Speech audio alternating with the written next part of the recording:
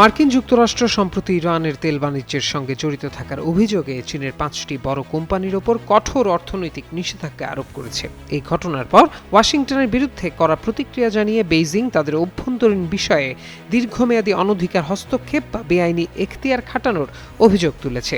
এবার সেই মার্কিন নিষেধাজ্ঞার পাল্টা জবাব হিসেবে চীন সরকারের বাণিজ্য মন্ত্রণালয় ওই নিষেধাজ্ঞাগুলোকে কার্যকর হওয়া থেকে আটকাতে একটি আইনি নির্দেশ জারি করেছে। বাংলাদেশের প্রথম 5D AI ইনভার্টার যুক্ত সর্বোচ্চ বিদ্যুৎ সাশ্রয়ী যমুনা এয়ার কন্ডিশনার।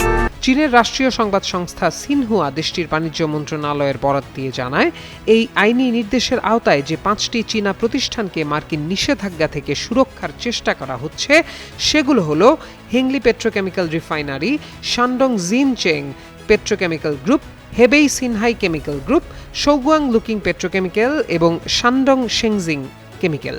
এই 5টি প্রতিষ্ঠানের বিরুদ্ধে ইরানের কাছ থেকে সরাসরি তেল কেনার অভিযোগ এনেছে ওয়াশিংটন। বেইজিংয়ের এই আইনি নির্দেশটির মূল উদ্দেশ্য হল চীনের অভ্যন্তরীণ বাজারে মার্কিন নিষেধাজ্ঞার প্রভাবকে অকার্যকর করে দেয়া। তবে চীনের পক্ষ থেকে জারি করা এই পাল্টা নির্দেশটি ঠিক কিভাবে এবং কোন প্রক্রিয়ায় বাস্তবায়ন করা হবে সে বিষয়ে তাৎক্ষণিকভাবে বিস্তারিত কিছু জানা যায়নি।